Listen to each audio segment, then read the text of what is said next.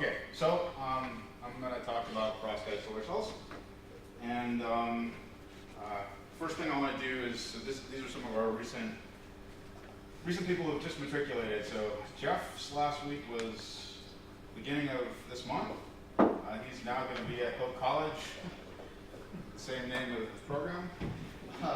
Philip Schultz, who was a postdoc with me for a number of years and is now at IPVF outside of Paris in France, and this is him with Macron making our planet great again. And Jean Li, who's recently left, he left in, I want to say, May, back home to China. And, oh, I forgot to do this. Oh, I was dancing without that. All right, and then these are kind of the current set of people who are engaged in activities here at NREL. So it's a large collection of folks, and you'll see a lot of them around the hallways. So Jeff, like I said, he just left, so he still makes the slide with people who are still working here. All right, so you've already heard about this, right? Talked about this. Paul told you everything you need to know. It's everywhere. Everybody likes it. Invested lots of money in it in the form of CMOS. Probably know more about silicon than we know about any other material. That's not to say that we know it all, but we know a lot. Then there are these things. This is what Miles talked about. These are the PV materials as God intended, and they have the ability to go to extremes in efficiency by doing the strategy of essentially making multi-junctions and splitting the spectra apart, limiting the loss mechanisms. And this is where we find them, in addition to the terrestrial, which we can do in concentration. And there are efforts, as Miles was saying, to lower the cost. Then we have what we call emerging, or newfangled kind of PV technologies. So that is dominated by these things down here. I've worked in a number of these over the years. There are things like quantum dot solar cells. There are things like organic solar cells. And then there are the perovskites. And the perovskites are what we work on now. And so I'm happy to answer questions about some of these other things, which I've spent time working on, but nobody really cares because we only care about the perovskites anymore. And the reason why we care about the perovskites is obviously why? Cheap?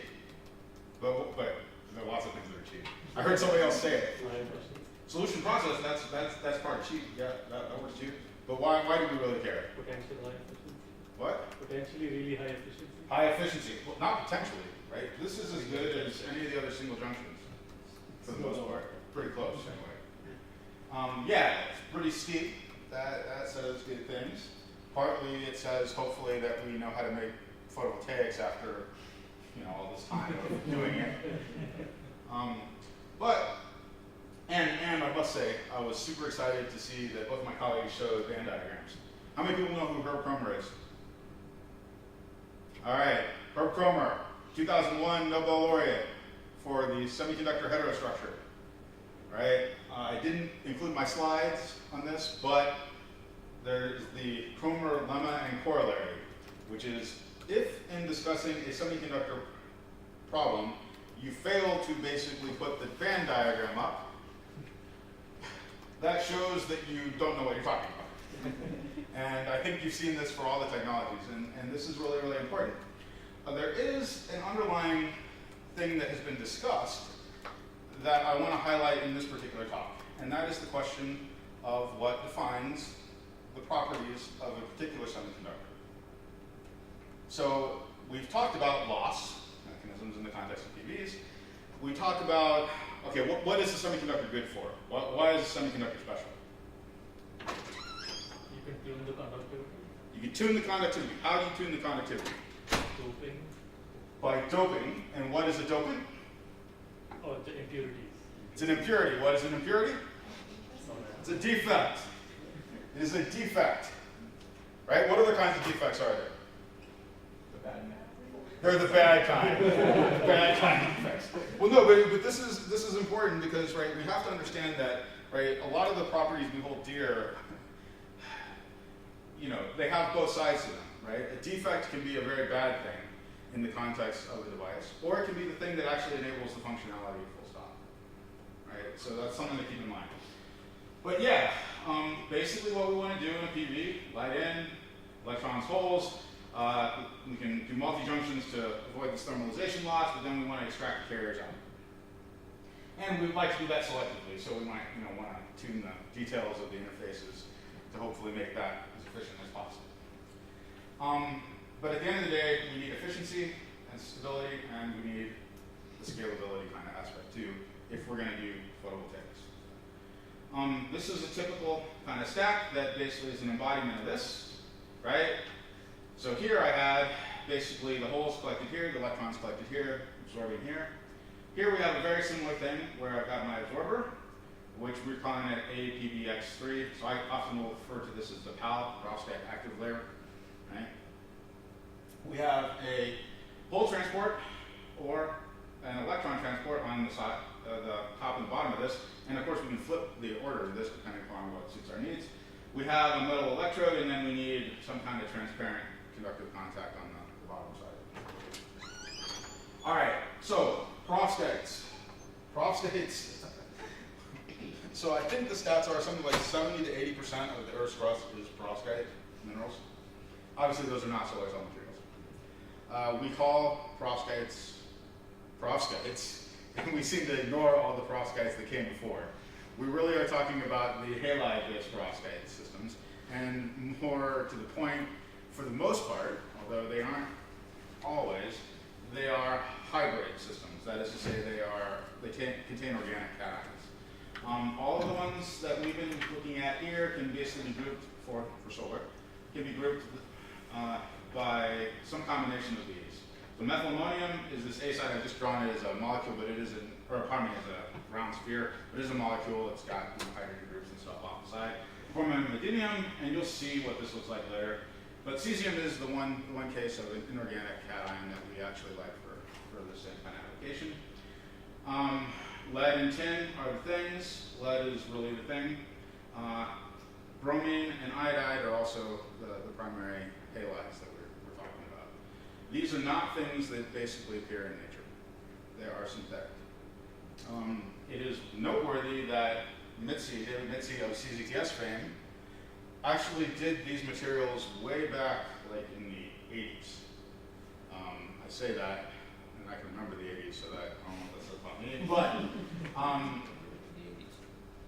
But his work was for transistors, so this is stuff that IBM basically invested in. And I'm happy to talk about, there was this, actually I had this conversation at one point where somebody said, well, yeah, but David Mitzi did this stuff for transistors and it wasn't stable, so they gave up.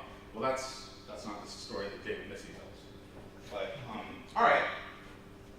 Getting back to what it is we care about in terms of the optoelectronic properties, this is a plot of the fraction of VOC SQ. So that is the theoretical limitation for the voltage based upon the band gap. And you can see here, so the closer we are to 1, the better we are, or the closer we are to the theoretical limit. And we've already talked, Miles did a really nice job of telling you about how we arrive at VOC, right? This is a question of splitting our ability to split the quasi-Fermi levels and basically push them right up to the band edges. So we have gallium arsenide, again, the material that all other materials wish they were. Then we have the indium phosphides, again, 3,5. Then we have perovskites. Then we have CIDs. Then we have silicon, and then we have catastolic. So perovskites are very, very close to this, and we often refer to them as solution process gallium arsenide, with a couple important caveats. In terms of the absorption rate, it's also a really strongly absorbing material, so we can really make it in a thin film kind of format. So that's great too. So this kind of explains why the efficiency is as good as it is. Yes? No? Not entirely. Well, okay, so what have I left out? Defect. Oh, see, they already even know this. All right. So I kind of gave you the answer since Miles had already told you what limits VOC. All right. So what else limits the performance? We've already talked about defects limiting performance. How do they limit performance? So Miles started off, and I'm again going to heckle him from the back because then he can heckle me later, and we'll feel good about it. He said, well, yes, there's only essentially these radiative losses, right? but they're also non-radiative losses in materials that are not good. And I said fundamental losses. fundamental losses. Ooh, see, there you go. But most materials have defects, and they result in essentially non-radiative recombination. And if they don't, then we should be able to push higher and higher and closer to that VOC-SQ limit. So what determines whether recombination is radiative or non-radiative? If there's no phonons involved. That's pretty reasonable. So expand on that. Is that clear to everybody why that is the case? So if I can do a direct transition, then I'm free to emit essentially a photon. In which case it's not loss of the same type. Right? Of course, then again, if I have a trap that I basically lose to and then I re-emit at a lower gap, that is a loss, yes? But if there's no phonons involved, then yeah.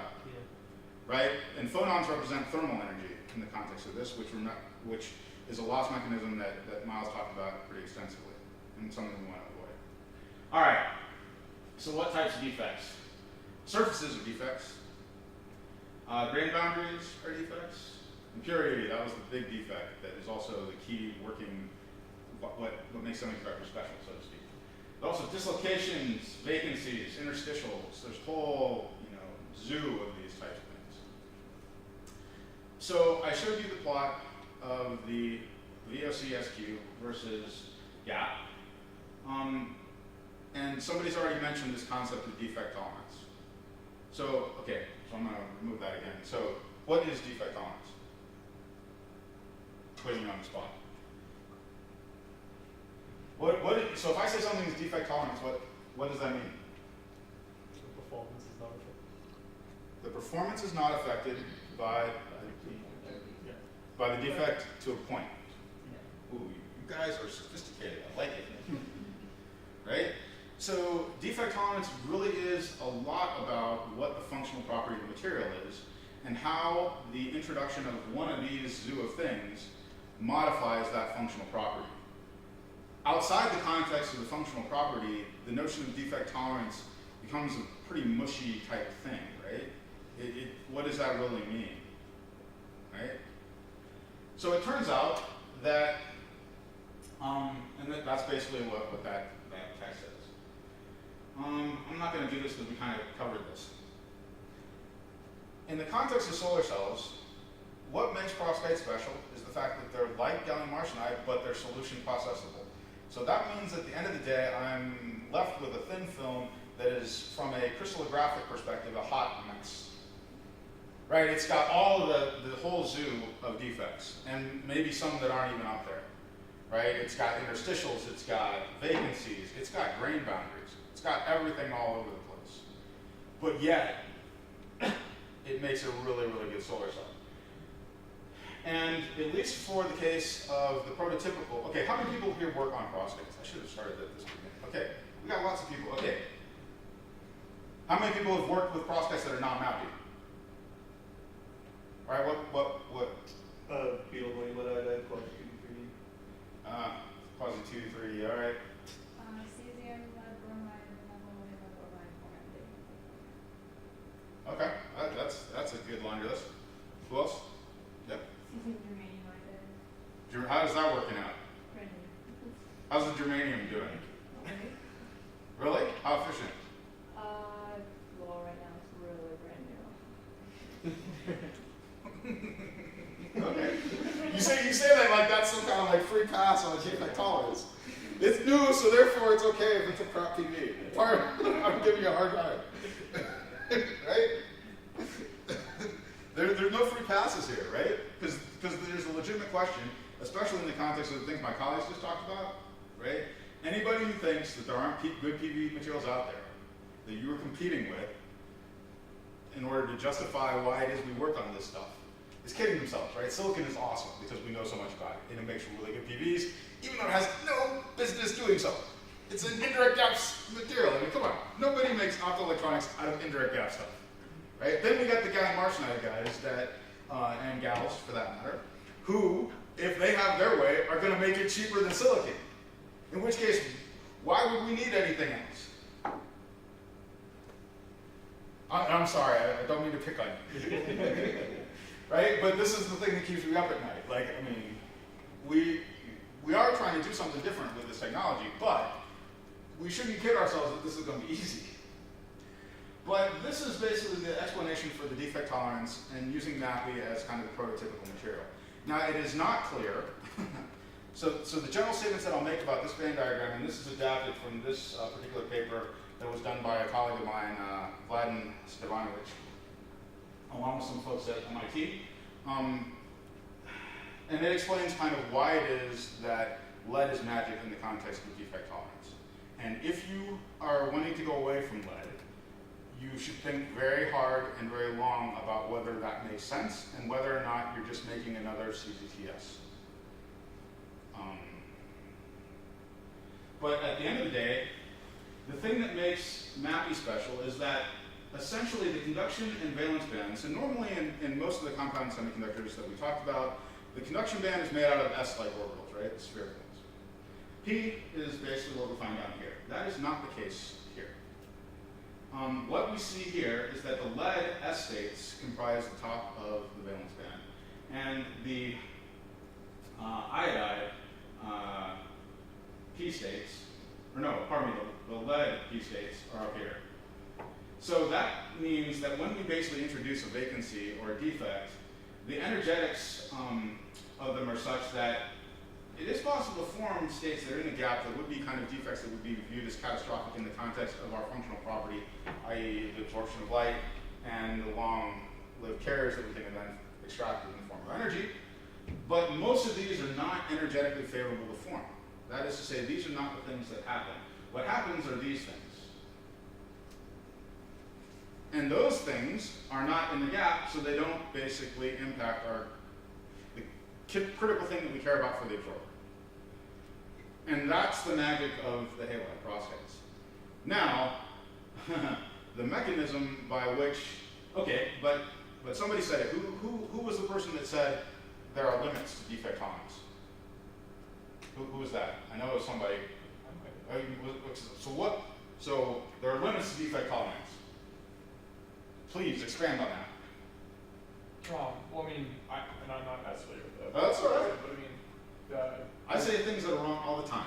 Don't sweat.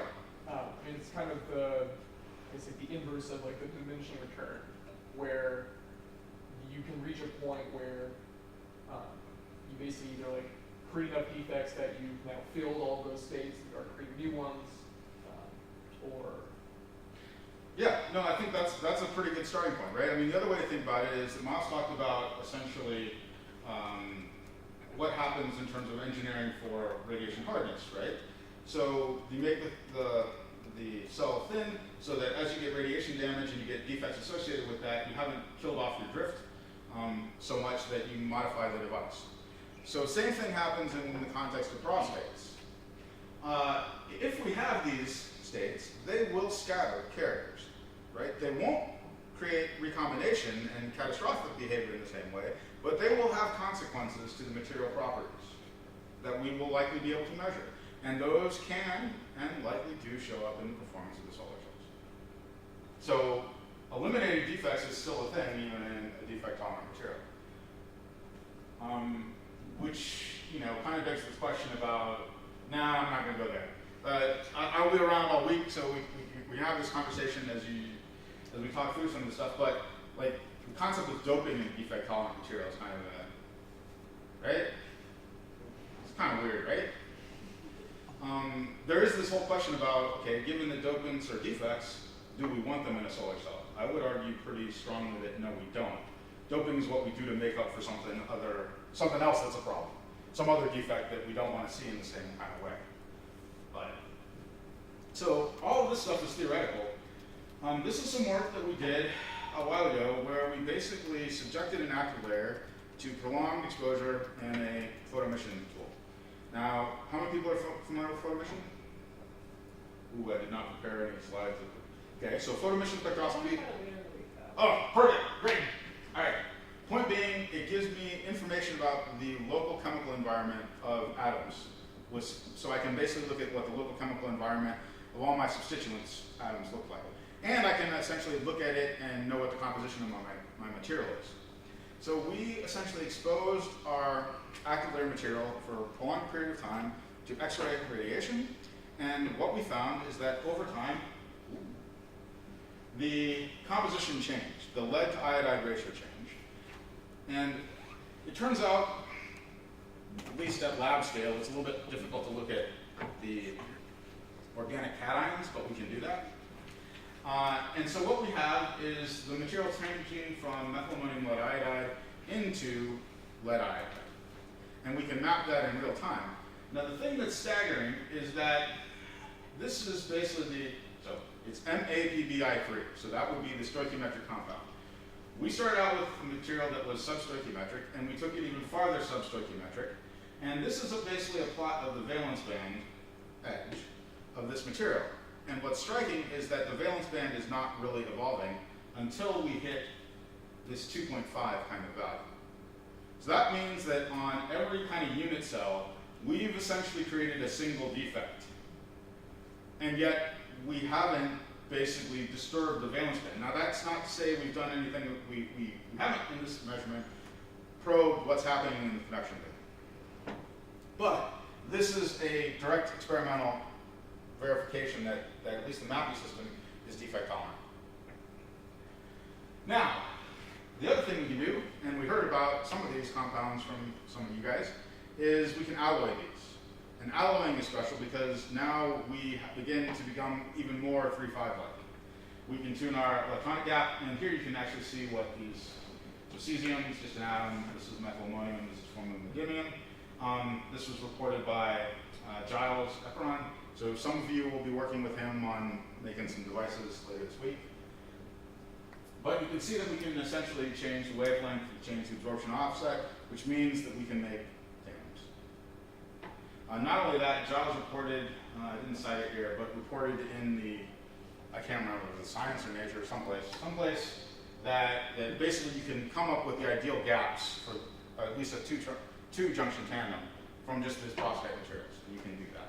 Now granted, both of those cells are worse than, whatever. Just because you got the gaps doesn't mean you got the device. But having said that, people are working on that part too. So that means that not only do we have here, and we can compete with other thin films, we have access to this part of the chart, and so we're coming after miles, but at hopefully much lower cost. And this is a statement. Why does the world need another PV material? So why does the world need another PV material? The main thing that I see is that most of the 3.5s and the silicon are all planar materials. They're all restricted to that kind of form factor, and with perovskites you have opportunities to change that. I like that. I like that answer. Anybody else got any other ideas? So it allows every country to make their own PV? Yeah, it could allow every country to make their own PV. And the kind of underlying thing with that type of notion, I mean, these two ideas are very connected, right? This essentially freedom from existing kind of form factors and what it might mean in terms of additive manufacturing and changing at a fundamental level the way we think about PV at scale. At least those are the kind of things that I get excited about. So, Joe, I think the other thing is that simply, if we look at a little bit wider view, a new material that is defect tolerant, this is maybe bigger than PV in some sense. It's LEDs, it's many different things that the ability to manipulate on such a scale. That's yes. it might be not an answer to that question directly, but it is, I think, quite important. So I have a slide that captures, well, I guess it does a little bit. I say this a little bit, right? LEDs, displays, QC. People know what QC is? Quantum computation, that kind of stuff, right? So my observation is the following. Any material that's worth actually spending a lot of R&D dollars on should be good for more than one thing. That is true of silicon. It is true of 3.5s. I would argue that it has been true of, to a lesser extent, even CAD-TEL. Right? CAD-TEL was a material that was interesting in the context of 2.6 materials for blue lasers before gallium nitride came on the scene. I think that the challenges for some of the other thin films are how do you basically get to the place where you can impact more than just PV, because at the end of the day, nobody makes money at PV, right? We save the world with PV. We can add value with PV to other products. We can change the world with PV. But I have yet to see a really, really strong business case for making lots and lots of money at PV. I could be mistaken. That's why I'm a scientist and not an economist. Solar, But, you know. solar on things, Huh? like Internet of Things. Internet of- Solar things is Yeah, so that's this very different business model, and whether or not that's in, you know, the economics of that really kind of work, I think is right, but then you're selling your widget. You're selling whatever it is, and you're basically putting a solar cell on it because the solar cell is so dirt cheap, it didn't cost you anything, and it saved you some energy, right?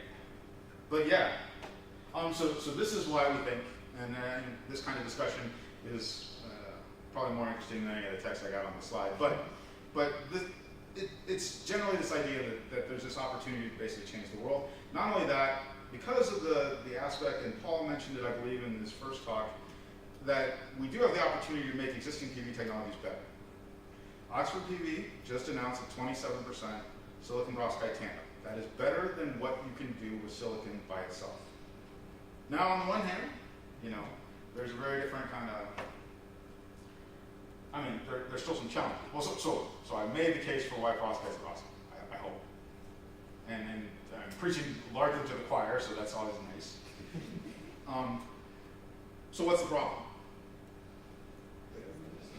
Miles? They don't last that long. No? Yeah, okay. Yeah, oh, sorry, I forgot. This is Dak, who's just graduating. Yeah, this is like, you know, actually doing roll to roll.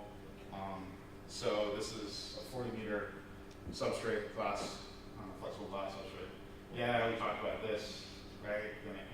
Integrated in tents, enclosed, just wherever. Yeah. One slide back. Uh-huh. It looks like you need to print like 3,000 days to get to 25 terawatts. Yeah.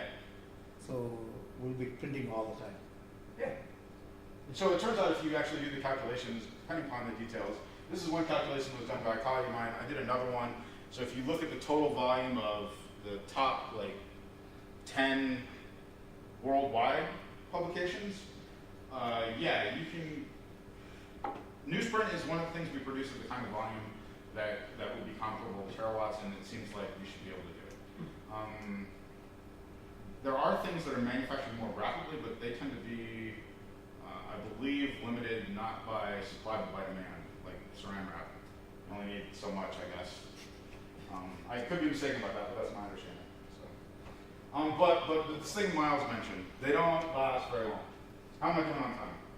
Am I in decent shape? You got 15 minutes. All right. That's longer than some of the perovskites last.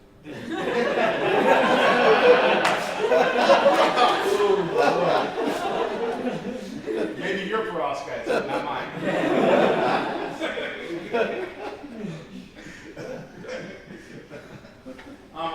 Yeah, it does no good if you, so fundamentally you have to have these two things, and I said this on one of the previous slides, but if you don't have really a PV cell technology. You just don't. Right? You got to have all three. And right, given where these are, we definitely got this one kind of covered, at least at the level that, okay, we're in the game. This was the problem for organic photovoltaics to a large extent, and still is to a certain extent. Making progress there, but not nearly as rapidly. And it's not obvious that a single junction kind of OPV will get you to where you need to be. The scaling thing. This has been kind of the, people worry about this in the context of things like thin film, mainly CAD-TEL. Now, on the one hand, you can't argue that First Solar's doing good. They're clearly making a lot. What else do we use cadmium and tellurium for? You know, that's for some, again, economists to basically figure out. But at a basic level, this is also one of the challenges for both the 3.5s and for silicon, is this CapEx kind of argument, right? A silicon plant costs a lot of money to stand up from nothing. and that's a lot of investment. And again, depending how you want, one has to always be super dodgy about, like, I can tell you some of the calculations we've done. I can also tell you that, on the one hand, I'll tell you them like I believe them, and on the other hand, I'll tell you that I know that the assumptions of those calculations are probably sketchy, right? So one has to be super careful with a lot of the technical economic analysis. This is also, though, the challenge for 3.5s. How do you become kind of cost competitive? Nobody wants to spend more on their solar cells than they spend on their house. That's tough. But both of those technologies benefit from the fact that they have been deployed and they're out in the field, and you can't make an argument that they can't last that long. Having said that, one should not presume that all of these technologies are in fact stable. Because just at a certain level they aren't, they simply aren't. Or they're stable because of packaging they're put in. And as we push to basically reduce the cost of packaging in the module, we also open up ourselves to questions about how stable those systems then are in ways that may not kind of be appreciated, right? So on the one hand, we have these cost drivers, lower cost, lower cost, lower cost. But we may be introducing instabilities in that, given that a lot of what we've done has been to engineer away from kind of environmental effects. All right, so in terms of what we do here at NREL, we are focused on the stability and the scalability, with the notion that we have to be at some level of efficiency in order to do it. We can make pretty good devices here, but we are not actively kind of chasing the record efficiencies. And two of the papers, we've done a lot of papers. This is one I mentioned before. This is one that was really kind of instrumental in identifying schemes to basically move away from methyl ammonium lead iodide and into other systems.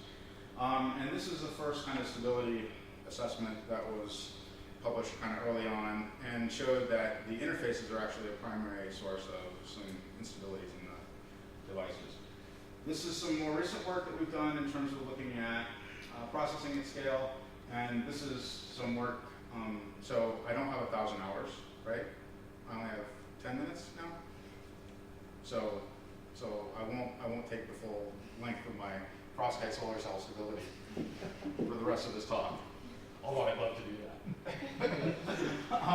This is work that Jeff really did, wrapping up. And so I think it's... Joe, Yes? is that 1,000 hours measured on sun? Like, how is that measured? Yeah, so that's basically, for technical reasons, we're not quite at a full sun, we're at 0.77 suns. It's essentially continuously power producing or actively being swept. And it is with no encapsulation. So open air. That's not an accelerated test. That's No, it's not an accelerated test. Although we would view it as such in the context of oxygen and water are both known degradation mechanisms. When we I think I have some data, but I don't have the full set of data. We have just about 5,000 hours under light, under power producing conditions for devices that were kept in nitrogen. Right, so we would view this to be kind of like a 5x acceleration factor being in there. Having said that, I would argue that you could argue it's a 5x. I probably wouldn't argue it's a 5x. Is probably what I should say. So there's certainly some acceleration there, but it's not. We don't have mechanistic insight into it, and so exactly how that translates across architectures is something that I think one would need to worry about a little bit. No, but you didn't measure it for 200 and No. project it to 1,000. No. That's okay. Yeah. Yeah. So I'll show that data, but keep me honest. It's a full-time job. So this was when people first measured the silicon solar cell, according to my colleague Joey Luther. Limitless energy from the sun. Yeah. Right. So, is it obvious to everybody how one should measure the efficiency of a solar cell? I mean, so the idea of a solar cell efficiency test is to get an assessment of when we put the thing outside and put it on sun, how much power we get. But everybody knows who's tested a solar cell that we don't do it at kind of ambient temperature, pressure, right? I mean, we do for modules, we put them on the outdoor test facility. But the outdoor test facility here in Colorado is different than an outdoor test facility will be in Tampa, Florida, or London, England. So it's worth saying that it wasn't obvious when we started on solar cells how to test for efficiency. And that we had to basically develop standard test conditions. And so the same thing, I would argue, is true for stability. Now, perovskites, given that they were catastrophic, made us, or placed demands, rightfully so, that we begin to get some way to assess stability. But it's worth asking the question, so again, what is our goal with stability? Our goal with the stability study is to determine how long this thing can produce power. And then we can ask subsequent questions about, okay, well, am I interested in doing that in kind of a lab environment to understand whether or not just simply eliminating these materials is going to be catastrophic? Because certainly if that is, you're not going to have a very good PV, right? Or put another way, the other way people kind of talk about it is that you can encapsulate away a lot of things. You can't encapsulate away light, and you can't encapsulate away heat, right? So those are things that we have to maybe consider. But the point is, we really want this delta PCE over time. Yeah, exactly how you do this is not straightforward. We just submitted and I was just talking to Ingrid Reppens, who does a lot of our module stability kind of testing, about kind of our perspective on what it is you need to do in terms of stability testing. And I don't want to do that. I want to do that. Look, where's? I skipped this. No, yeah, I want to do this one. We'll go back to some of those. But really, you have to do these two things. And if you don't do these two things, you don't really know what the requirements are for this one. Right? If we don't have a material that's fundamentally stable under elimination, again, that's going to be a problem. If it's fundamentally thermodynamically unstable under kind of operational temperatures, that's going to be a problem. Now, granted, operational temperatures on Earth are very different than they would be in space. But just because you have a stable material does not mean that your device will be stable. Because when you made a device, you a priori introduced a lot of other interfaces within the system, a lot of other potential defects. And those potential defects are another route avenue for things to go wrong. So we do think that you have to do this. And then, sooner or later, yeah, you will have to do this. Fortunately, this is what you got to do if you want to make money at PV. And I've already let my feelings about that be known. And so we really kind of focus on these two things. So all right, now I'm going to zoom back. All right.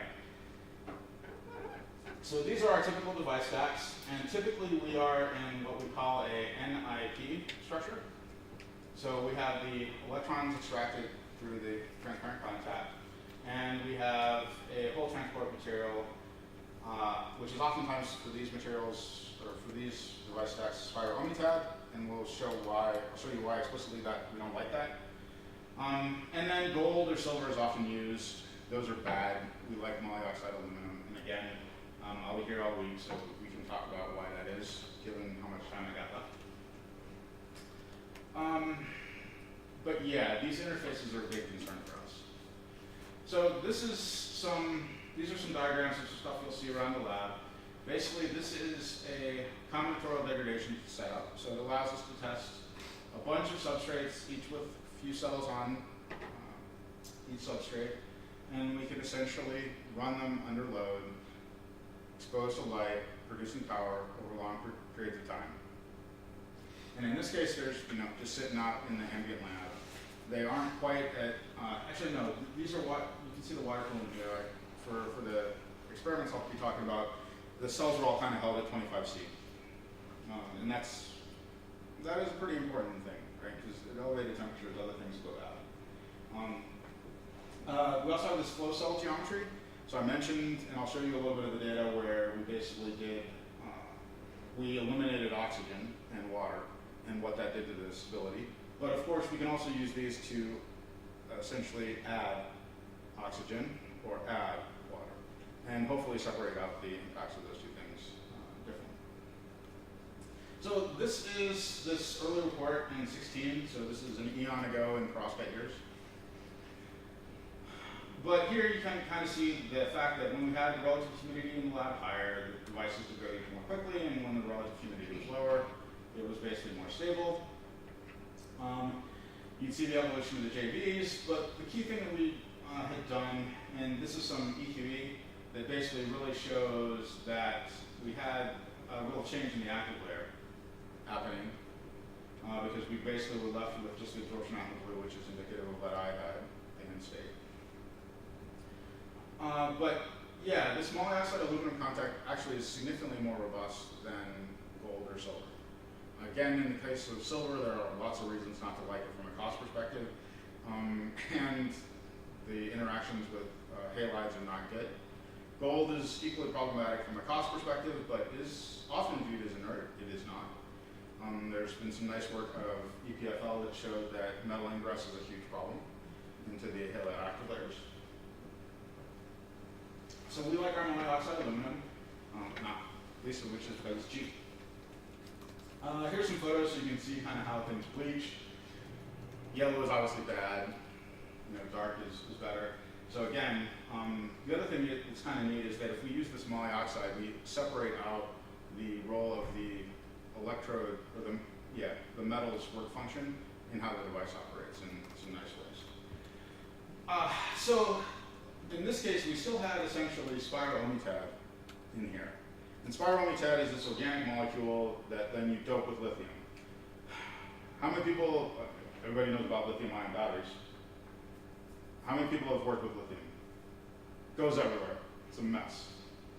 So not only that, it's been clearly shown that basically if you put lithium in the spiro, goes all the way down through your device stack, will modify your charge collection at your lower contact, as well as modifying the top contact. We looked at questions about lithium migration, as well as other kind of extrinsic ions that we might choose as dopants for some of these different transport layer materials. And it's a huge problem, especially if you aren't cognizant of it, because it's going to fundamentally change what the band diagram for your device looks like under operational conditions. And if you know about it, then you can kind of engineer around it. If you don't know about it, well, you're kind of hosed. So we tend to think that lithium being around is just not a good thing. It's also hydrophilic, right? So it tends to grab up water, which we know is bad. And so we basically had access to this molecule, and these guys here had made devices that were like 8% efficient, and so the delta here is not too good, it's not too large, so that's nice. But these are not the kind of efficiencies that you can get things published in high-impact journals with. But these are pretty noteworthy kind of people in the field of perovskites. And so we thought to ourselves, well, okay, not everybody's on a good device day, so we will see how we can do. These are our devices.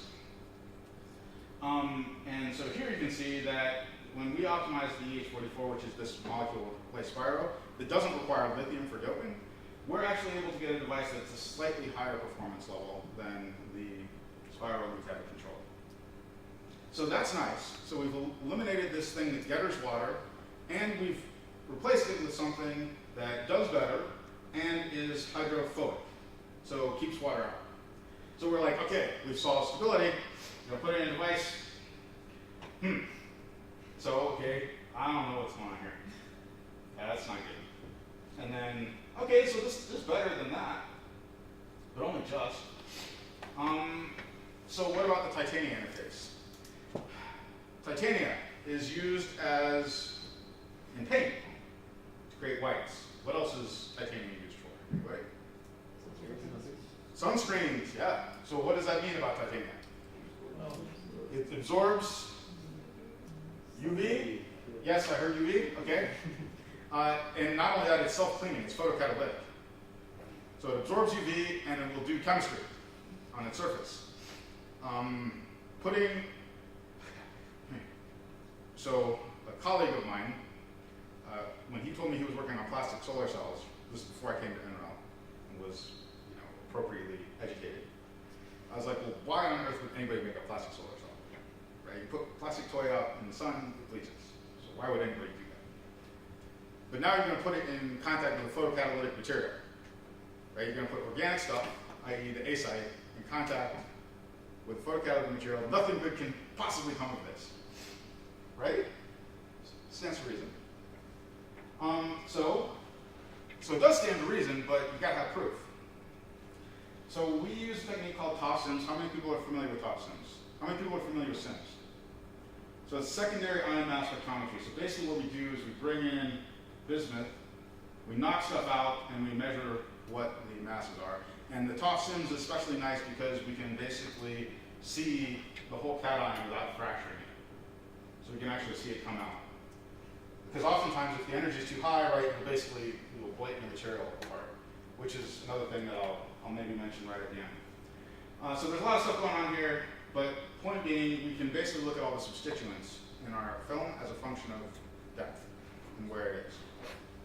And here, I've isolated the A sites and the iodide. I don't know why we got the iodide. But the point is I believe it's the yellow curve. I should have kept that on there. Yeah, okay, the black curve is basically when we first make the device, and the yellow curve is after we've run it for 20 hours. And clearly, on the one hand here, we see that these curves have changed. Some of them more than others, but yeah, that's a pretty significant change. In contrast, over here, these curves are basically lying on top of each other. And here we've changed from having titanium here to having tin oxide here. So we've essentially removed this photocatalytic thing, we've replaced it with another oxide that doesn't absorb quite as strongly, doesn't have quite the same photocatalytic behaviors, and we're able to improve the overall, well, I haven't shown you that we've improved the overall stability, but we've shown that there's some kind of photocatalytic effect. But then the hypothesis would be that given that, this is the thing that causes the material to be non-stable. I will also point out, though, that we have seen very strong dependencies on the substrate on the active layer, generally. So, what we didn't point out, but is reasonable to point out, is that we may not have the same active layers to begin with. Certainly these traces don't look the same. So, it could be that we didn't set up the material the same to begin with, and so therefore it's not the same. Having said that, I have also seen data where they basically, really hit the sample with UV, and you see this kind of behavior in the active layer, and you see a commensurate degradation of the device. So the photocatalytic aspect is important. Is it the only thing? I don't know that for sure. But if it's the primary thing, if I remove it, the device should be more stable. Yes. Oh, you're timing. Oh, sorry. Okay. That's all meant to you. Yeah. Okay. Okay, real quick question. So the prosthetics that you're working with are like formamide, methylmonium, CZ, and whatnot. Can you confirm the stoichiometry with kind of like sims while you're doing this, or would that just account for the changes? Like, I mean, because you're talking about really small changes in stoichiometry, does that result in the change in these graphs? Is that, or how do you confirm that you're actually working with the same material basically? So we aren't. Okay. From run to run. Yeah. But all of these that we're doing are basically from the same batch of salts. Okay. So there's a whole other paper on how it is that you need to basically handle the salts in order to form, to be sure that the active layer you're putting down is the composition you thought it was. But that's a whole other talk, and I want to find it. But you can see here that we have in fact stabilized it. This is 1,000 hours worth of data. This is in the Nature Energy paper. We talked about that. So Miles, this is for you. This is basically 2014. This is where we're at in terms of stability. This is normalized efficiency, but the efficiency wasn't that good either. The error bars are pretty big, huh? Yeah, that's where the efficiency wasn't very good. But then we basically moved away from the spiral gold to the molyoxide spiral, got better. We went from just pure MAPI to the FA, what we call the kitchen sink around here. That made it a little bit better, but this was again with the spiral gold. Replaced the spiral gold with the EH44 gold, okay, that made it better. Went ahead, EH44 molyoxide aluminum, it's even better yet, but again we have this initial burn-in kind of thing. And then this is basically when we replace the titanium with the tin. So this is where we are now. And this is basically the breakdown. And if you look at this in detail, what this tells you is that most of our losses are VOC, which is indicative, although not definitive, that the thing that we're doing or the way we're losing efficiency is in the active layer. And again, we know that both oxygen and water are bad actors for the active layer. So we would contend we've engineered the interfaces to be stable. And so any improvements that we make on the active layer proper should therefore improve things. And then this is data, so this is a single pole. We have actually better statistics in this, but for data in nitrogen. And this would again confirm this thing that I just asserted, which is that we know that water and oxygen are bad actors because when we remove them, we basically flatten this out and we see very little change in the VOC and very little change in efficiency overall. We can do the same thing for other active layer formulations. Some of them have some other weaknesses, but for the most part, handling the interfaces is the primary thing that we have to do. And then this is the next thing, is scale, and I'm done. All right. Oh, yeah. Okay. Yep, I'm done.